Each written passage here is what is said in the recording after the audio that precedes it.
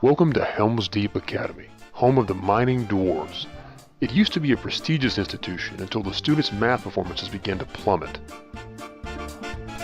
Meet Mr. John Wu, a faculty member of the mathematics department. He is fed up with the lack of respect for the school's math program and is trying his darndest to fix it. This is Matt Flayman, a freshman at Helm's Deep Academy. His math scores are abysmal. He tries his best to be good at math, but gets frustrated too easily. This is Emily Mendoza, a freshman. She immigrated from Spain and is fluent in both English and Spanish. Mr. John Wu had an idea. Does having a second language allow a student to perform better in mathematics? If it does, then John could convince the principal to establish a foreign language program. He decided to come up with an argument. For his argument, he wanted to answer the following questions. Why would a student want to be proficient with more than one language? Are mathematical cognitive abilities increased by bilingualism? And if so, how does one know bilingual competence is a primary factor? John theorized that one benefit of speaking a second language comes in the form of increased focus. This happens due to the concentration level required to both use the second language and maintain a dynamic conversation simultaneously.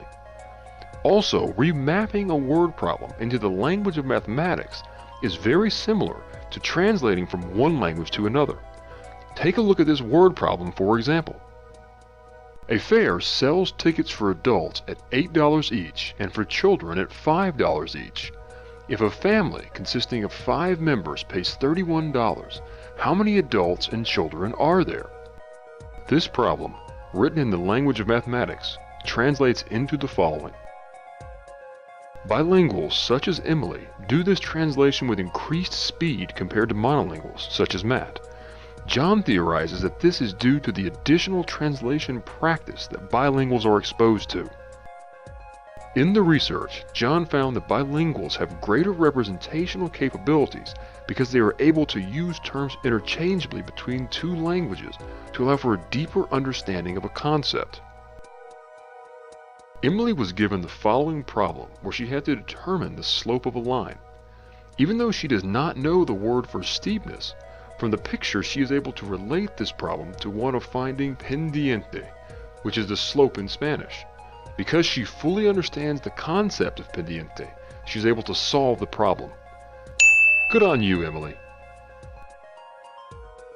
Many studies have shown that bilinguals perform significantly better on standardized testing. However, John noticed that the level of improvement showed a direct correlation with the proficiency in the second language. But what John really wanted to know was how Emily was able to score higher than her peers in mathematics. Over the years, mathematicians argued that the part of the brain most used in calculations was the area tied to visual and spatial awareness. However, John found new studies that show a specific portion of the language center in the brain is active in exact calculations, such as arithmetic. This area is the left inferior frontal lobe. John found that this area of the brain is known to match verbs to specific nouns when forming speech. Another interesting function it provides is that of counting syllables as you speak them. This rhythmic counting operation may be what allows this area of the brain to help coordinate algorithmic problem solving. John found that in bilinguals, this part of the brain was shown to be larger than in monolinguals. This is the area of Emily's brain dedicated to the left inferior frontal lobe. This is the same area within Matt's brain. When compared to one another, the number of neurons dedicated to the left inferior frontal lobe in Emily's brain is significantly higher than in Matt's. The benefits to mathematics are generally seen once a bilingual has reached a decent level of mastery. However, for older children starting to learn a new language, this takes around 5 years to reach. Because of the time expenditure, John realized it may not be worth it for his students.